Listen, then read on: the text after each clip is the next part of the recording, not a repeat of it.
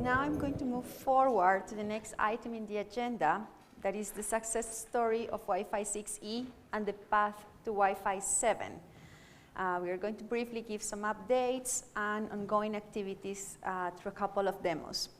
So let me start inviting Mr. Alan Norman, Director of Connectivity Policy at Meta, and one of our DSA board members, and he's going to show us some applications and examples of the benefits we can get with Wi-Fi 6E and Wi-Fi 7. Okay, so we're going to first talk about what Meta is going to do, and then afterwards, Chris Szymanski will talk about what Broadcom will be presenting. So I want to talk just a little bit about one of the future use cases for the 6 gigahertz band, which is the metaverse, and really just talk about some of the demonstrations that we're going to have available today for you to come look at and explain why they're important. So there are a couple metaverse experiences that we already have in the market that I think are very relevant. One is something called Ray-Ban Stories. Another is using virtual reality for collaboration. Another is virtual reality for health. And then separately, what we've done is we've put together a set of technical demonstrations showing how Wi-Fi 6E actually can deliver on some of the needs that these metaverse applications have. So Ray-Ban Stories is a product that we launched. You can capture video, you can share that video, you can take pictures, you can listen. It's really a first step at delivering mixed reality. It helps socialize actually having a camera on your glasses, which is something that people are concerned about from privacy, and helping just in the same way that with phones, at first people were worried about having cameras on phones and using those in the same way. How do we solve some of those issues? It's also used to address and learn about some of the form factor questions. How do we fit a radio in something as small as this? How do we make it so that it's not going to run too hot? How do we have enough power to make it work for a long time, make it usable? And then developing that. So please come take a look. The second one is we have a collaboration tool called Horizon Workrooms, where we could have this meeting virtually. And there's some special things about how that works in terms of understanding where people are spatially, the sound, and being in a virtual environment. And we also have an application that we can show you how people are using VR for health training. And people think about VR as gaming, and that's certainly one of the most popular applications. But there are other ones, and this is what I'll do is show a short video to tie that all together. So give me a moment here just to present the video.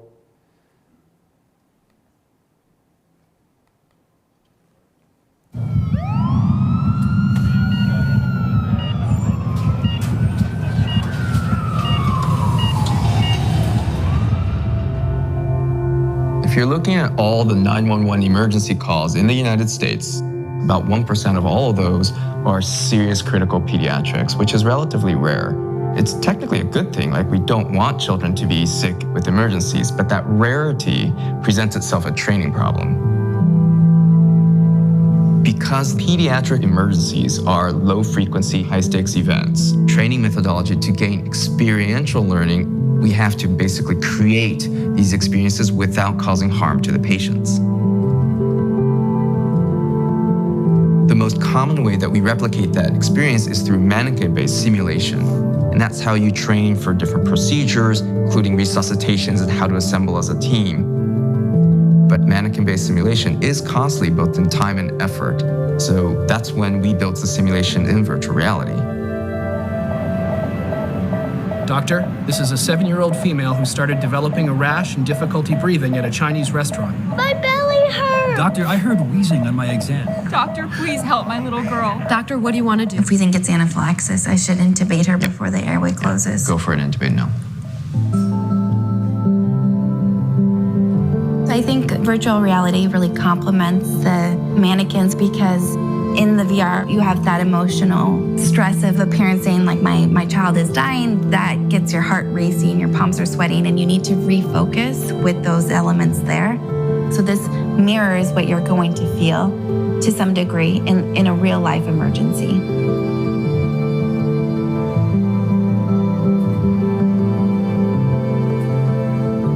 It only took 18 seconds for you to intubate. That's like amazing. That you make mistakes, you learn the consequences, you get feedback, and then you try again to correct those mistakes. That's how people learn. In low frequency, high stakes events, there is no room for mistakes. The virtual reality setting provides a safe educational arena for you to practice and practice over and over again until you get better and better. Those mistakes can be made there, you learn from it, and then when the real thing happens, you'll be ready.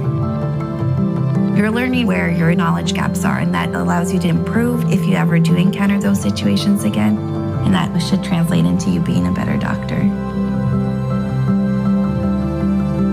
There's so many different ways to help children and children's health, and we owe it to the kids to perform at our best.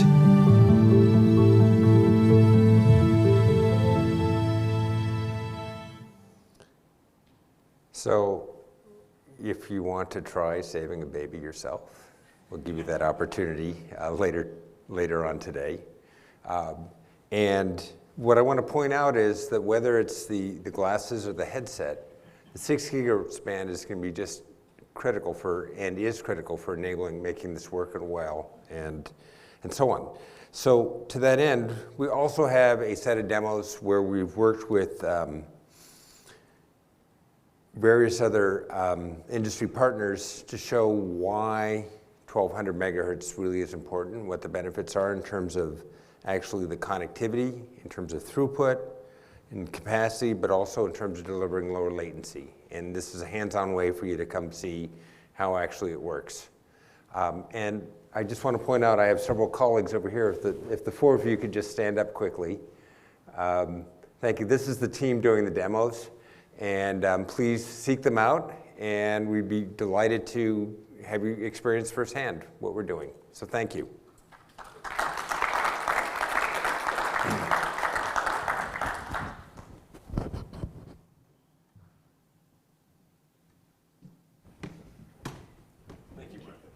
Thank you, Alan. And for those that are going to test the demo, you should know that the first time is very possible that you don't save the baby. So it's really heartbroken. It breaks your heart.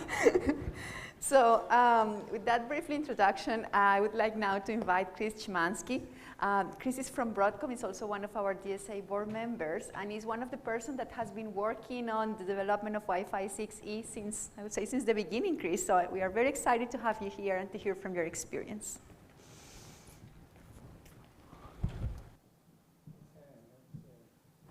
Can you hear me okay? All right.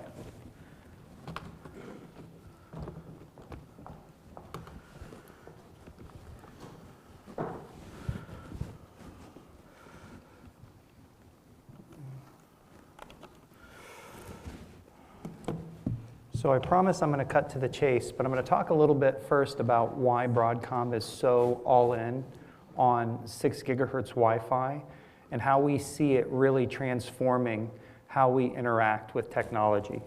So first, I want to give you a little bit of perspective on who we are. So Broadcom is about 2/3 semiconductors, and about 1/3 of our revenue is enterprise software. I'm in the semiconductor division. I've been with Broadcom for about 10 years, and I can assure you, things are innovating so quickly that if I talk to you about knowledge that I had 6 months ago, it's already so late. It's, there's already been so much developments in terms of what we're doing. One of the reasons why we're actively innovating across, multiple pieces of connectivity is that we really are connecting everything. We estimate that 99.9% of all internet traffic crosses at least one of our chips. So if we give you good switching, hundreds of terabits per second, but the bottleneck is in the broadband, we've done nothing. If we give you good broadband, but you can't get the data out of the data warehouse, we've done nothing. If we get all the great broadband to your home, but you can't connect to your TVs, your set-top boxes, your computers, we've done nothing. So what we're looking at is end-to-end, day in the life of a packet. Today's Wi-Fi. Broadcom sees Wi-Fi as being truly critical, mission critical for the distribution of content indoors.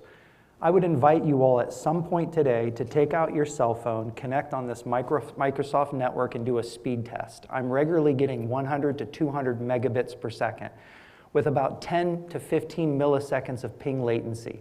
Turn off your Wi-Fi and try to do that with 5G. 5G is wonderful. We love 5G. We make tons of money off of 5G. But the fact of the matter is you can't put 5G small cells in every enterprise and every floor throughout Europe, throughout France. And so economically, when we want to get data to someone indoor, we see Wi-Fi as being the most efficient mechanism. Wi-Fi 4 was all about mobile internet. Wi-Fi 5 really was about over-the-top mobile video consumption. Wi-Fi 6 and 6E was really about sharing what you create. At Broadcom, we began shipping Wi-Fi 6 in 2019. We've already shipped 1.3 billion Wi-Fi 6 and 6E devices. So to say that there's an appetite for advanced Wi-Fi, I would say is an understatement. What's driving this? Well, governments around the world are actively investing in broadband. So if I just look at the headlines, 15 French ISPs in April were already offering 2 gigabit per second service. In January, AT&T said that it was going to offer on its fiber network 5 gigabits per second. And now the Canadians are one-upping everybody. Both Bell and Rogers have announced that they're going to offer 8 gig speeds. Well, how do you think most of their consumers are enjoying the broadband? They're enjoying it through Wi-Fi.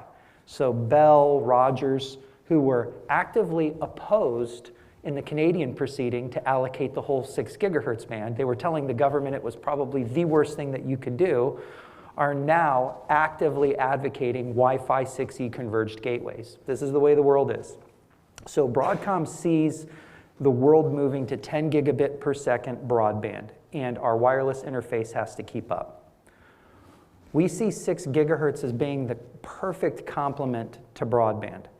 With all 1200 megahertz, you can enjoy 7 160 megahertz channels, 3 320 megahertz channels, and 14 80 megahertz channels.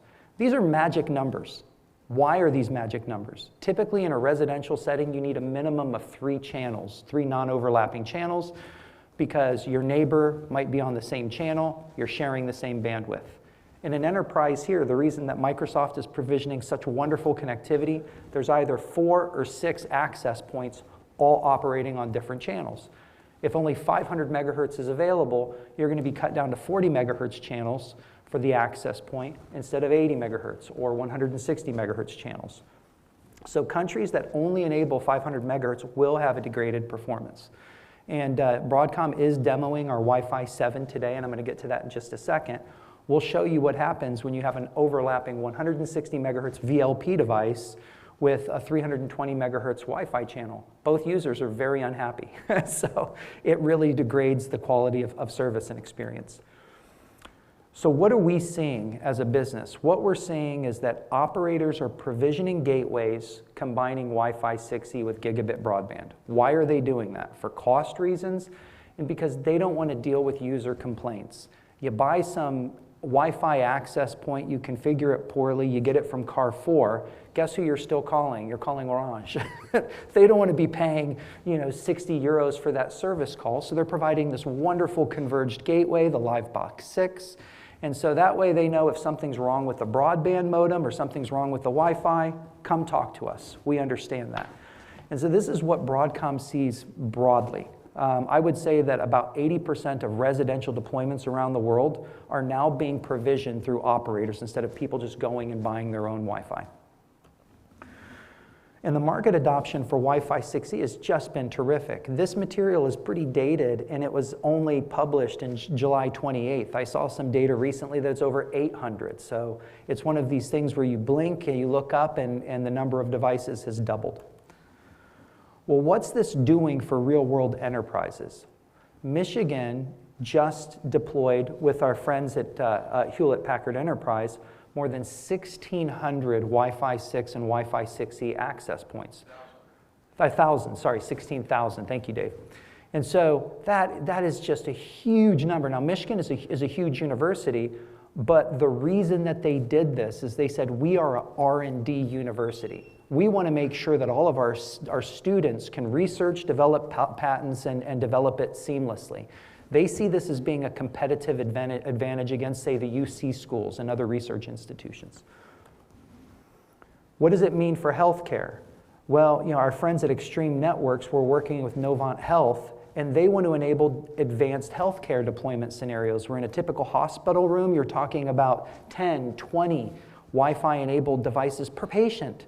And some of them are life-saving, mission-critical devices, and some are just things that the patient's bringing in to stay connected while they, maintain access to the outside world. But they're seeing Wi-Fi 6E as a catalyst in new healthcare.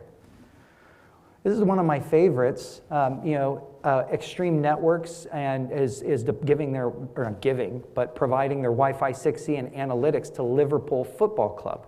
And so what Liverpool Football Club is saying that this is going to deliver more personalized fan experiences and improve operational efficiencies on match day. 500 megahertz is going to net you about a 20 megahertz channel in a stadium, and all 1200 megahertz is going to net you 80 megahertz channel. So you're talking about a 4x increase in throughput. So augmented virtual reality, if you're talking about game day betting, what you can do with this is astronomical because of the low latency and the avoidance of other people on the network. Finally, our friends at LG. LG enabled in Seoul, Korea, deployed its whole enterprise with Wi-Fi 6E. So South Korea was one of the first countries to enable all 1200 megahertz of spectrum. Most carpeted enterprises requires about 7 non-overlapping channels. This means LG, making their products and collaborating internally, is going to be able to get about anywhere from to a single user at one time up to 2 gigabits per second of throughput, as opposed to where you have 500 megahertz, you got 7 channels, you're talking at about a 40 megahertz channel. So you're going to start to see competitive advantages taking place in the industry, and in tech development, and in research and education. So this is just the beginning. We expect to see a full onslaught. This brings me to sort of my key point, Wi-Fi 7. So as Wi-Fi 5 was about over-the-top video, and Wi-Fi 6 was about social video and conferencing and uploads and kind of sharing what you create, Wi-Fi 7 is about whole home, multi-gig, AR, VR, and gaming. So we're talking about real-time services, contextual internet. If I have to stand right next to my access point in the kitchen, it's not going to be very usable. What we're designing these Wi-Fi access points, whole home gigabit coverage, low latency throughout the home. And so that's going to enable new goods, new services, connecting devices that haven't been connected before. What is Wi-Fi 7? It is the convergence of key use cases that I just went over: healthcare, education, worker training, 6 gigahertz spectrum, and 10 gigabit broadband. So this is what Broadcom had in mind when we rolled out our Wi-Fi 7 chips. The key features are wider bandwidth, 320 megahertz channels, 4K QAM, multi-link operation, which is a very inexpensive way to do carrier aggregation in Wi-Fi, so without the consumers realizing all of the costs, but getting all of the benefits. And we'll talk about this more in detail later, automated frequency coordination. So what are the KPIs? At the end of the day, these features all sound great, but what is it going to do? Well, for an access point capacity on average, it's going to increase your capacity 5 times more than Wi-Fi 6E. The latency, the worst case latency, what we call sometimes the ping latency or the jitter, you're talking about 100x improvement in worst case latency, and the reliability is 15x. So when you combine that increase in latency and the improved reliability, you have determinism. You have the sort of things that Alan Norman was talking about that Facebook is trying to bring, Meta is trying to bring to the world. So here's a short demo on what we've done. Let's see if it'll play here. And I might fast forward pieces of this. This one's 5 minutes, but it's truly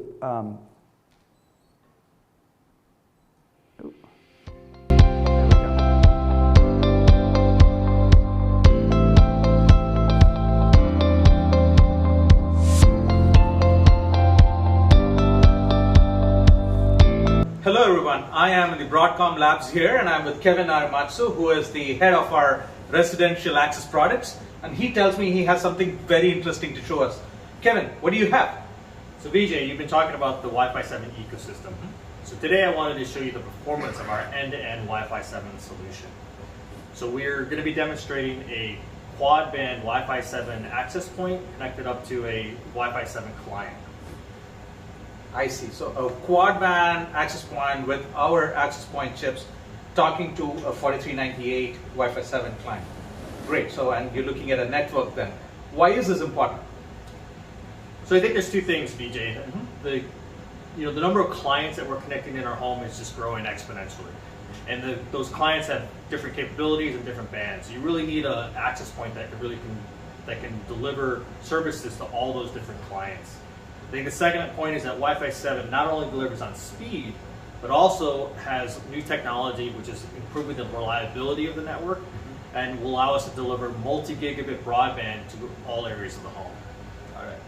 I think that makes sense. So you want a device and you want a network that can address different types of devices, and you also believe that the value proposition for Wi-Fi 7 is in its congested network performance. As a result, you want to show me a network throughput performance with Wi-Fi 7. Okay, talk to me about the demo itself. So today, the highest performing router that you can buy is a Wi-Fi 6E quad band router, okay, which operates in 2.4 gigahertz, 5 gigahertz, lower band, 5 gigahertz upper band, plus the 6 gigahertz band. So what we're going to be showing today is the natural evolution of that to a Wi-Fi 7 router, which will be able to deliver over 10 gigabits of throughput over the air. 10 gigabits per second. 10 gigabits per second. 10 gigabits per second of throughput over the air within a Wi-Fi 7 quad band router to 4398 based Wi-Fi 7 clients. Let's do it. All right, let's see it. Let me first walk you through the setup and the system block diagram. In the lower center, we have a quad band access point powered by the 4916 network processor, a 67263 radio operating in 4x4 mode for the 6 gigahertz band, and then 3 6726 4x4 radios for the 2.4 gig, lower 5 gig, and upper 5 gig bands. Each of these access links are talking to our 4398 Wi-Fi 7 client chip. This way we can aggregate across all the bands to show you the overall network throughput, and the result is displayed on the screen. Okay, let's move over to our real setup. As we talked about, we have the quad band access point here, and as a reminder, this has 4 of our latest generation 4x4 Wi-Fi 7 radios. Here we have our 6 gigahertz radio with the 4398 client running in 320 megahertz mode, which gives us over 5 gigabits of throughput, similar to what we saw in the client demo before. Up here we have the 5 gigahertz, upper 5 gigahertz and lower 5 gigahertz radio. Each of these can deliver over 2.5 gigabits of throughput, and we have a 2.4 gigahertz radio here. So in all aggregate, we get over 10 gigabits of throughput in this system. So to round out the setup, we have 2 PCs here which are generating our traffic, and then we also have a monitor here which displays the results. So as you can see, the demo is already running here, so let's see if the results match our expectations. Here you can see there are 5 lines in the plot, 1 for each band, and then 1 for the aggregate. Here we're plotting the throughput for each client from iPerf. On the bottom, of course, we have the lowest throughput with the 2.4 gig client in purple. The next blue and the red traces you see are the 5 gig high and the 5 gig low, each delivering over 2.5 gigabits of throughput. And then finally, you have the 6 gigahertz band and 320 megahertz, which is delivering over 5 gigabits of throughput. All in aggregate, we see in the green line that we can get over 10 gigabits of over-the-air throughput. Wow, Kevin, that was mind-blowing. So at the end of the day, we see governments and operators investing significant amounts of money in broadband infrastructure. They need to be able to monetize it. A subscriber needs to be able to derive the value of that broadband subscription. We're delivering with Wi-Fi 7. Now, yes, I can get 10 gigabits per second when I'm right next to the router, but as you step away, the signal degrades and a little bit less quality, but we can give whole home multi-gigabit connectivity, and what's better, we're talking about a world where the traffic lights are always green. With MLO, if there's a device that's transmitting, I'm switching on a packet by packet to the 5 gig band, or to the 2.4 band, or to the 6 gigahertz band, to be able to deliver very low latency with high reliability to enable the use cases that, once again, that Alan Norman was just speaking of. Now, is this just Broadcom?